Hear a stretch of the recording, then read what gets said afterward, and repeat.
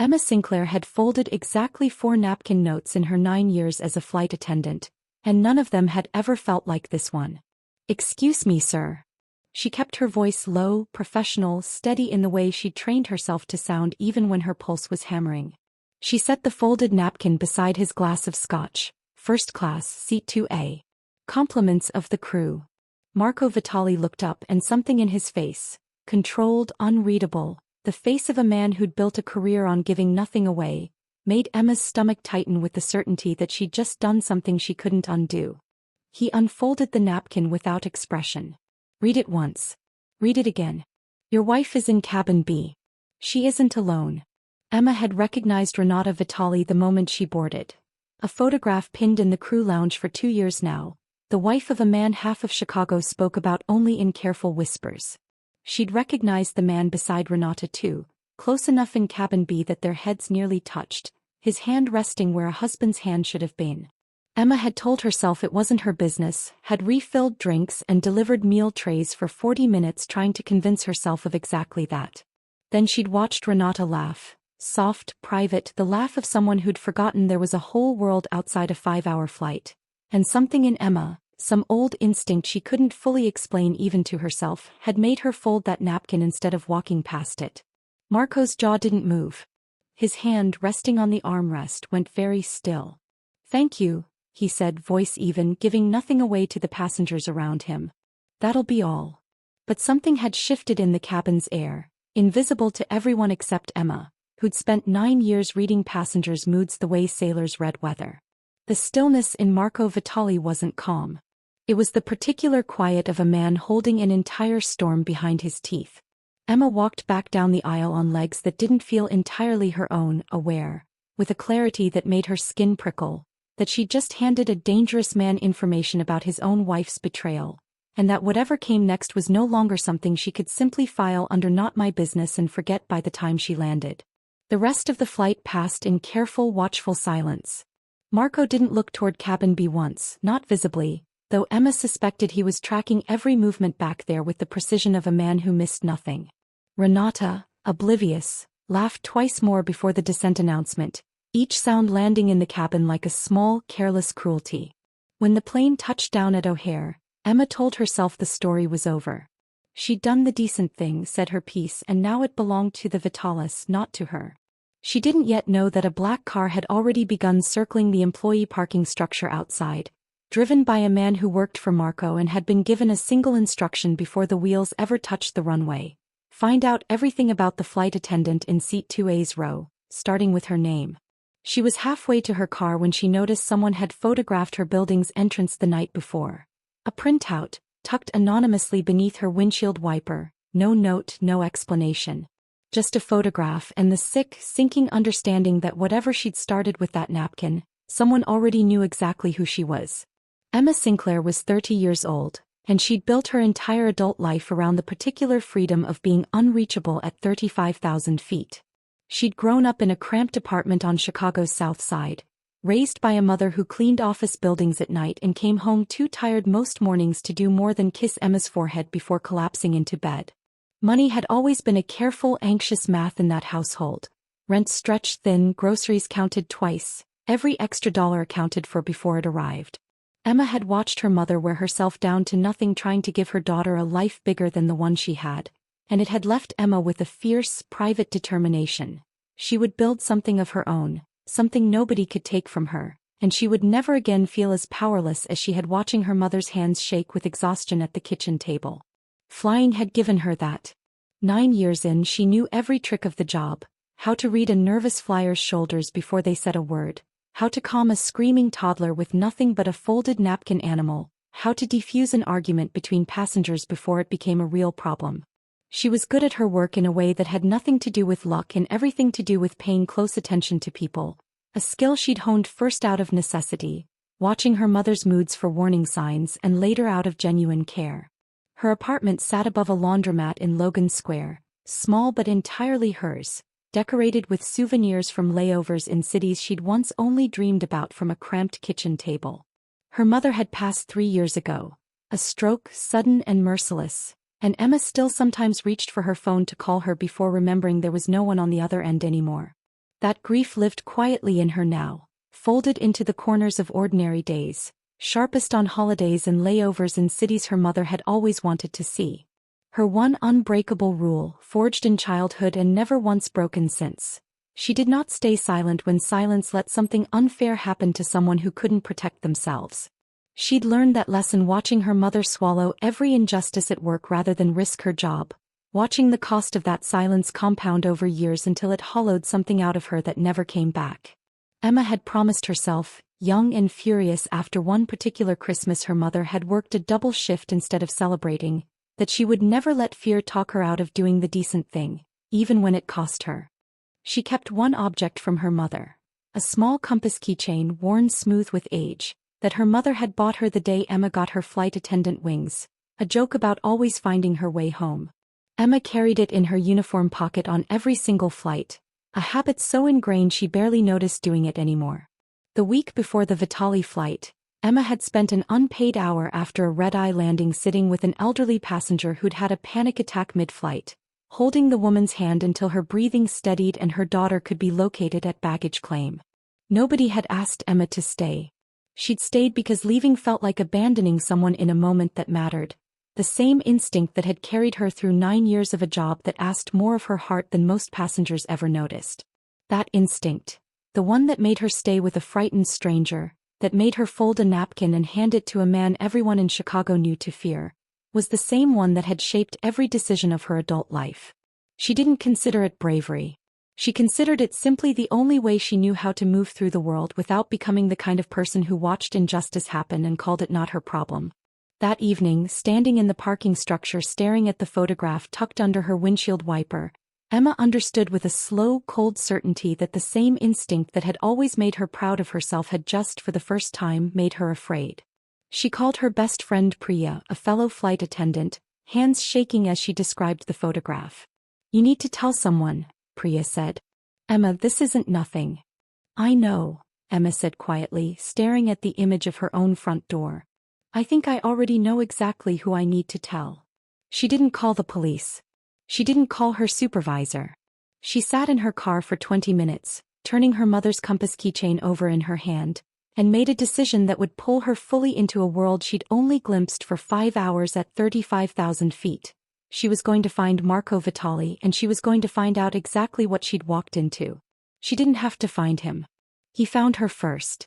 Marco Vitale was waiting outside her apartment building the next evening, standing beside a black sedan with a patience that felt entirely deliberate, like a man who'd learned long ago that stillness unsettled people more effectively than any threat. "Miss Sinclair," he said. "I think we should talk." "You had someone photograph my building," Emma said, refusing to let fear override the anger rising in her chest. "That's not talking, Mr. Vitale. That's surveillance." "That wasn't me," Marco said, and something in his voice, a flicker of genuine unease beneath the control, made Emma believe him despite every reason not to. "I need you to understand that clearly because it matters. I didn't send anyone to photograph you. Which means someone else already knows your face and I need to understand why before either of us is safe." Emma crossed her arms, holding her ground even as her pulse spiked. "I told you what I saw because it seemed like the decent thing to do. I didn't ask to get pulled into whatever this actually is." "I understand that." Marco's expression shifted, something almost apologetic moving across features Emma suspected rarely showed apology to anyone. "And I'm sorry you were pulled into it regardless. But I need to know exactly what you saw on that flight. Every detail, not the summary version. It matters more than you realize." "Why should I trust you with that?" "You don't have to trust me," Marco said. "You just have to decide whether you'd rather understand what you're facing, or walk back into your apartment not knowing why someone's watching your front door." It was, Emma had to admit, an argument built entirely on her own logic. The same instinct that had made her fold that napkin in the first place, refusing to let fear override doing the necessary thing. "Fine," she said. "But we talk somewhere public." "I'm not getting in that car." They ended up at a diner 2 blocks away, a booth in the back corner, Marco's driver waiting discreetly outside. Under fluorescent lighting that made him look less like a legend and more like a tired man carrying something heavy, Marco listened while Emma described everything. The exact seat numbers, the way Renata's companion had draped his arm along the seat back, the specific small intimacy of a hand resting where it shouldn't have. You didn't have to tell me any of that, Marco said quietly once she'd finished. Most people, recognizing who I was, would have found a way to profit from what they saw. Sell it to a tabloid. Use it as leverage. You handed me a napkin and walked away without asking for anything. I wasn't trying to hurt you, Emma said. I just didn't think you deserved to be the last one who knew. Marco studied her for a long moment, something recalculating behind his careful eyes. Most people in my life ask what they can get from me within the first 5 minutes of meeting me. You've been sitting here for 20 and you haven't asked me for a single thing. Should I have? No, he said, and the corner of his mouth moved, not quite a smile but close to one. That's exactly the problem. I don't know what to do with someone who doesn't want anything from me. Emma felt something shift in the tension between them. Not attraction exactly, not yet, but the particular unsettled curiosity of realizing a person was more complicated than his reputation suggested. You still haven't told me who might have photographed my building, she said. Marco's expression sobered fully. I have a suspicion. My wife's family has business partners who wouldn't hesitate to eliminate anyone who threatens an arrangement that benefits them. If Renata's affair is part of something larger, a plan to destabilize my position, not just an act of personal betrayal, then you seeing what you saw makes you a witness to something considerably more dangerous than infidelity. That's not remotely reassuring. No, Marco admitted. It isn't. But I'd rather you understand the real danger than walk around thinking this is smaller than it is. He set a card on the table between them, a direct line, not an office number. I'm not going to force protection on you, Emma. But I'm asking you to let me help keep you safe while I figure out exactly what my wife has walked us all into. That's your choice to make, not mine to decide for you. Emma looked at the card for a long moment, weighing the danger of accepting help from a man half the city feared against the growing certainty that walking away wouldn't make the danger disappear. Okay, she said finally. But on my terms. I'm not disappearing into your world because you're worried about me. I keep flying my normal routes. I keep my own schedule.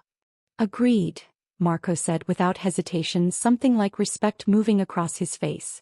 Those are fair terms. Neither of them said aloud what they were both already beginning to suspect.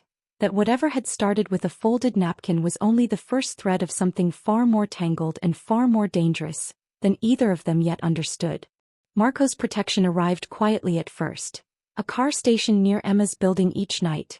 A driver named Sal Ferraro who doubled as security and never once made her feel watched rather than guarded. Emma noticed the shift in her own life almost immediately. Her airline's scheduling department, for reasons no one explained, suddenly assigned her exclusively to domestic routes rather than the international ones she used to fly, keeping her closer to Chicago. When she asked her supervisor about it, the woman looked faintly uncomfortable and said only that the change had come from corporate, a phrase that told Emma exactly whose influence had made the request. You didn't have to do that, Emma told Marco, finding him at the same diner 2 days later. I told you I wanted my normal schedule. You still have it, Marco said. You're still flying. I just made sure you weren't flying somewhere I couldn't reach you quickly if something went wrong. That's still you making a decision about my life without asking me first. Marco held her gaze, something in his expression working through an argument Emma suspected he wasn't used to losing. You're right, he said finally. I'll ask next time. I'm not used to asking anyone anything. I'm working on it. The admission disarmed her more than any smooth reassurance could have. The external consequence arrived a week later, delivered by Marco's cousin Angela, who managed the family's legitimate shipping business and had noticed the sudden security detail with visible unease. People are talking, Marco, Angela said, cornering him in his office while Emma waited outside, close enough to overhear through the door left carelessly ajar. A flight attendant with a driver posted outside her building every night. It doesn't look discreet. Looks like you're protecting a witness. If Renata's family finds out you're guarding the woman who exposed her affair, they're going to assume the worst, and they're not going to wait around to find out if they're right. Let them assume it, Marco said. I'm not leaving her exposed because it's inconvenient for appearances. It's not about appearances. It's about strategy. Renata's father has spent 15 years building alliances that keep this family's territory secure. If he thinks you're building a case against his daughter using outside testimony, he'll move against you before you're ready to move against him. Emma, listening, felt something cold settle in her stomach. The first full understanding that her presence in Marco's life had become not just personal but strategically dangerous, a variable in a conflict far larger than one marriage's betrayal. Marco found her afterward, his expression carefully composed but not quite masking the tension underneath. "You heard that. Enough of it," Emma said. "Is it true? Am I putting you at risk just by existing near you?" "You were already at risk the moment someone photographed your building," Marco said. "My protecting you doesn't create the danger, Emma. It responds to a danger that already existed. But yes, my visible protection of you has consequences.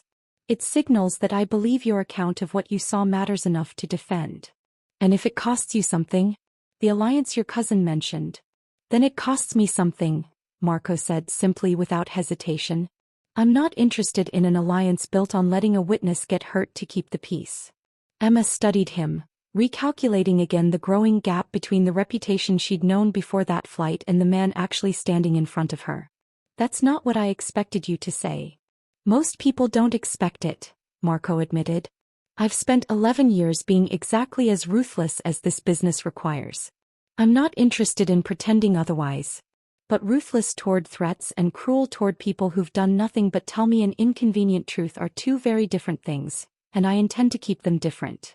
That night, walking home from the diner with Sal trailing at a discreet distance, Emma felt the full weight of what she'd started settle over her. Not regret exactly, but a clear-eyed understanding that returning to her old, uncomplicated life, the one where she flew her routes and came home to an apartment nobody photographed, was no longer simply available to her. Her phone buzzed as she reached her building. An unknown number, a single text. "Careful who you trust. Not everyone protecting you is protecting you." Emma stood frozen on the sidewalk, reading it twice, 3 times, her pulse climbing. She called Marco immediately. "Someone just texted me," she said, voice unsteady despite herself. "A warning. About not trusting the people protecting me." There was a long pause on the line, and when Marco spoke again, his voice had dropped into something colder, more focused. "Don't respond. Don't go inside your apartment tonight. I'm sending Sal up immediately and I'm coming myself." "Marco, who would send something like that?" "I don't know yet," he said, and the honesty in his uncertainty frightened Emma more than confidence would have. "But I intend to find out before whoever sent it decides a text isn't enough." Emma stood on the sidewalk, phone still in hand, staring up at her dark apartment window, understanding with sudden sick clarity that the danger circling her had just stopped being abstract. The guest wing of Marco's estate, north of the city along the lake, was quiet in a way Emma's apartment above the laundromat never had been. Thick walls, careful security, a stillness that felt less like peace and more like held breath. She moved in with a single suitcase and a firm list of conditions she'd negotiated on the drive over. She kept her flight schedule, she kept her own car keys, and she reserved the right to leave the moment the arrangement stopped feeling like protection and started feeling like control. Scene 1 arrived the next morning, practical and unremarkable in exactly the way that mattered. Emma found Marco in the estate's kitchen before dawn, unable to sleep, attempting to make coffee with a machine clearly too complicated for a man who normally had staff handle such things. "You're doing that wrong," she said, taking over without asking. "You need to run water through it first or it tastes like burnt plastic. I've had this machine 2 years. And you've apparently never once cleaned it properly." She worked with practiced efficiency, the same competence she brought to calming panicked passengers at 35,000 feet. "My mother used to say some people never learn the small things because someone's always done them instead." "No offense." "None taken," Marco said, something almost boyish in his expression, a version of himself Emma suspected very few people ever saw. "You're not wrong." They drank the coffee in comfortable silence, and Emma found herself unexpectedly at ease in a kitchen belonging to a man half the city feared. Scene 2 came 3 days later, sharper, an argument neither of them fully expected. Marco told her over dinner that he wanted to add a second guard specifically assigned to her flights, riding in an adjacent seat under the guise of a fellow passenger.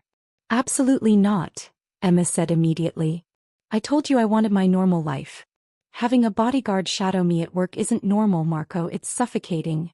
"Emma, if whoever sent that text decides to act while you're at 35,000 feet with no way out, Then we find a different solution, but you don't get to keep expanding the definition of protection every time you get nervous.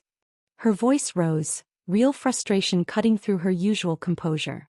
I watched my mother lose pieces of herself to circumstances she couldn't control her whole life. I built this career specifically so nobody could take that control away from me again. I'm not giving it up now, not even for you. Marco absorbed the force of it, visibly recalibrating instead of arguing back on reflex. You're right, he said finally. I keep deciding what's safest without actually asking what you can live with. Tell me what would work instead. Emma's anger softened at the genuine effort in the question. Sal stays on the ground watching the airport and my routes from outside. Nobody comes on the plane with me. If something happens mid-flight, I know how to handle a crisis better than almost anyone you could assign. That's my actual job, Marco. Trust it. Done, Marco said and meant it. Scene 3 arrived on the 6th night, when Emma found him alone on the terrace overlooking the dark lake, a glass of wine untouched in his hand, his composure worn thinner than she'd seen before. My father built this family believing loyalty solved everything, Marco said before she'd even asked what was wrong. He arranged my marriage to Renata for exactly that reason. An alliance, not a partnership. I told myself for years it didn't matter, that plenty of marriages in this world were built on strategy rather than love, and that I could make peace with it. I'm realizing now how much of that peace was just avoidance. Emma sat down beside him, close enough that their shoulders nearly touched. That's not your fault, Marco. You didn't choose that arrangement. No. But I let it define the rest of my life without ever questioning whether it should. I built walls around what I actually wanted because wanting things outside the family's strategic interests felt dangerous. Watching you refuse every easy way out of this, refuse my money, refuse to let me make your decisions for you, it's made me realize how long I've been living inside walls I never chose. I'm not trying to teach you anything, Emma said quietly. I'm just trying to keep my own life mine. That's all this ever was. I know, Marco said. That's exactly why it's working. He reached for her hand, tentative in a way that felt entirely foreign to the controlled man she'd met on that flight, and Emma let her fingers close around his. The first fully voluntary touch between them, quiet and unhurried. Whatever this becomes, Marco said, I need you to know it's not about the danger or the debt or any of it. I don't fully understand what it is yet. I just didn't want to keep pretending I didn't feel it. It was Angela who broke the moment, appearing at the terrace door, phone in hand, face tight with urgency. Marco, she said. I found something in the shipping manifest. Falsified entries, dating back months, routed through accounts connected to Renata's family. And there's something else. She hesitated, glancing at Emma. Emma's flight, the one where she saw them together. The boarding records for Renata and her companion have been altered. Someone tried to erase evidence they'd been traveling together for months, under different names. Emma's blood went cold. I remember that flight's boarding pass stub, she said slowly. I still have it. Crew keep flight documentation logs. If someone altered the official records, my personal log might be the only accurate copy left. Marco stood, his expression hardening into something Emma hadn't seen from him yet. Not fury exactly, but a cold, focused resolve. Then we need that log, he said, before whoever is erasing this evidence realizes it still exists. The log was in Emma's apartment, in a drawer she hadn't opened since moving to the estate, and retrieving it meant returning to the one place Marco had spent 2 weeks insisting she stay away from. I'll go with Sal, Emma said. It's my apartment. I know exactly where it is. Emma. You said you'd ask instead of deciding, she reminded him, and watched him concede the point with visible effort. They went together in the end, Marco unwilling to let her walk into potential danger without him, Emma unwilling to be left behind while decisions were made about a threat aimed partly at her. The apartment was undisturbed, quiet, and Emma found the flight log exactly where she'd left it, tucked into a drawer beneath old boarding passes and expired ID badges. A printed record of the flight's manifest, cross-referenced against her own handwritten crew notes, listing Marco Vitale and a name Emma hadn't paid attention to at the time. Julian Cross, seated beside her under a booking that, according to the official airline record now, no longer existed. This is it, Marco said, studying the page with a stillness that frightened Emma more than any outburst would have.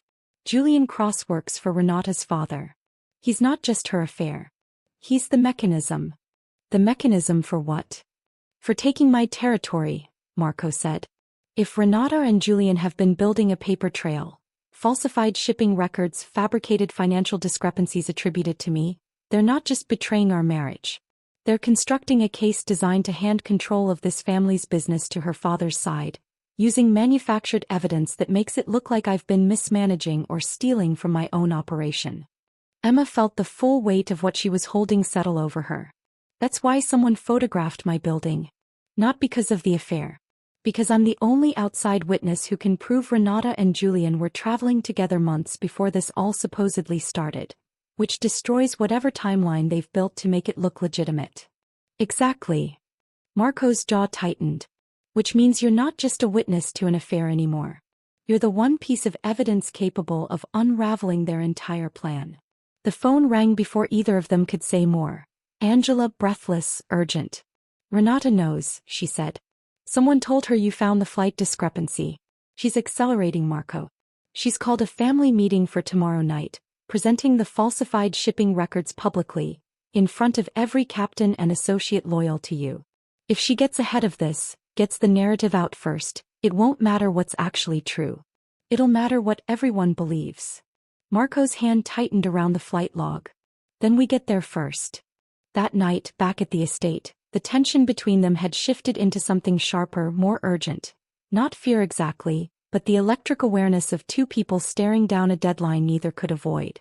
If this goes wrong tomorrow, Marco said, finding Emma on the terrace where everything real between them had started, I need you to understand something. None of what's happened between us was ever about using you to solve my problem.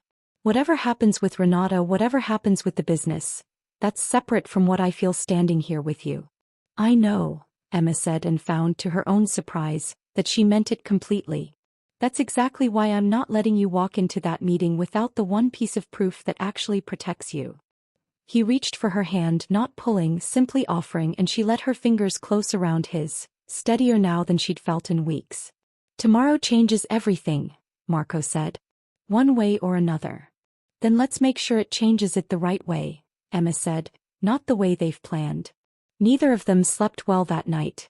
Emma lay awake running through every detail of that flight one more time, cataloging dates, names, small overlooked facts, understanding with growing clarity that whatever she remembered clearly tomorrow might be the only thing standing between Marco and losing everything he'd built. Just before dawn, her phone buzzed one final time, the same unknown number from before. You should have stayed out of it. Last warning. Emma stared at the screen for a long moment, fear and resolve tangling together in her chest, and made the decision that would carry her into the most dangerous room she'd ever walked into. She wasn't staying out of it. She never had been, not really, not since the moment she'd folded that first napkin. The family meeting was held in a private dining room downtown, dim lighting and dark wood. A dozen men Emma didn't recognize seated around a long table, watching her and Marco enter with expressions ranging from curiosity to open hostility. Renata sat at the far end, composed and elegant, Julian crossed beside her with the careful stillness of a man who knew exactly how much was riding on the next hour. I want to be transparent with everyone here, Renata said, rising as Marco and Emma entered, her voice pitched for the whole room. There have been troubling discrepancies in this family's shipping records. Falsified entries, unaccounted funds, patterns that trace back to decisions Marco has made without full transparency to the rest of us. I've asked Julian, an independent auditor, to review the records, and what he's found is deeply concerning. An independent auditor, Marco repeated, voice level dangerous. Julian works for your father, Renata. There's nothing independent about this. That's a serious accusation to make without proof, Julian said smoothly. Then let's discuss proof, Marco said and nodded to Emma. Every eye in the room turned toward her. A stranger, unremarkable next to the powerful men seated around the table, and Emma felt the full weight of the moment settle over her, the same steady calm she reached for during mid-air emergencies rising to meet it. 6 weeks ago I worked a flight where Marco Vitale and Julian Cross sat together in cabin B, Emma said, voice clear and even. According to the airline's current records, that flight shows no booking under Julian Cross's name at all. His seat was altered to reflect a different passenger entirely, someone who, when I checked, doesn't exist in any employment or travel database. but crew keep independent documentation. I still have my original flight log from that day, cross-referenced against the boarding manifest before anyone had the chance to alter it. She held up the printed page. This proves Renata and Julian were traveling together under a falsified booking, months before the timeline they've presented tonight. A timeline that conveniently begins right when the shipping discrepancies start, as though their relationship and the alleged financial misconduct began at the same moment. But it didn't. Their arrangement predates every discrepancy Julian claims to have found. Which means either the discrepancies are fabricated to match a story they built after the fact, or Julian has had access to this family's financial records for considerably longer than anyone here has been told. The room's murmur dropped into sharp, listening silence. Renata's composure cracked, visible and sudden. She's confused, Renata said too fast. A flight attendant misremembering a passenger from weeks ago. I don't misremember flights where a passenger sits inches from your husband's wife with his hand where it shouldn't be, Emma said, steady despite her racing pulse. And I don't misremember booking records because reading manifests accurately is my actual job, done 1,000 times over 9 years. This isn't confusion. It's documentation. Julian's hand moved toward his jacket and the room's tension spiked. But before anyone could react, Marco stepped fully between Emma and the table, voice dropping into something absolute. Don't, he said. Whatever you're considering, Julian, understand that a room full of witnesses just heard exactly what you've done. There's no version of tonight where finishing that motion helps you. Julian's hands stilled. Renata, cornered now, exposed in front of every captain and associate her husband commanded, made her final desperate move. You'd choose her, Renata said, voice breaking. A stranger over your own wife, over an alliance that's protected this family for 15 years? You stopped being my wife the moment you decided destroying me was worth more than honesty, Marco said, quiet and final. And this alliance was never protecting this family. It was protecting your father's interests at my expense, and I was too invested in keeping the peace to see it clearly until now. He turned to the room. I'm not settling this quietly within the family.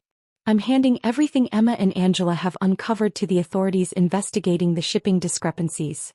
The real ones, the ones Julian actually created to frame me.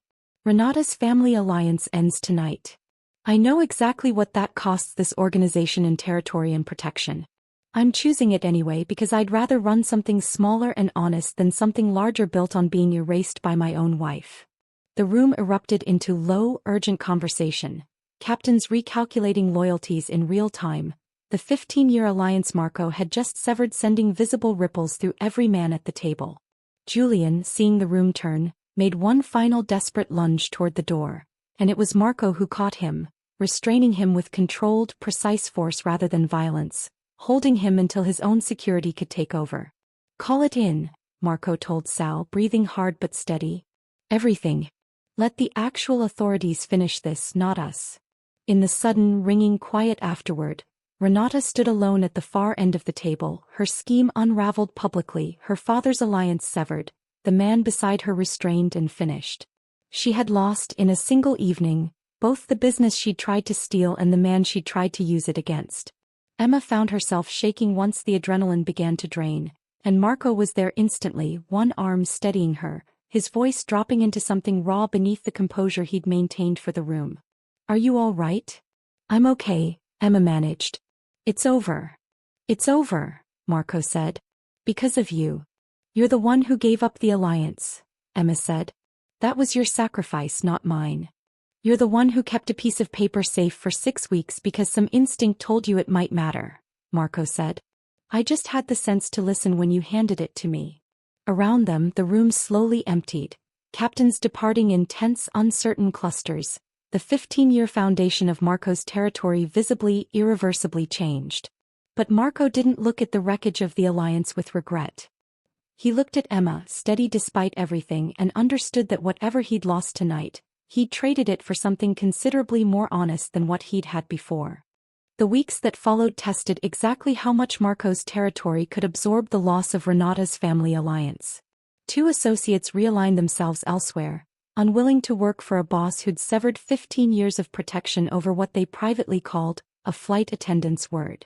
Marco let them go without argument, rebuilding his standing from a smaller, steadier foundation, one honest relationship at a time. Julian Cross was arrested within days.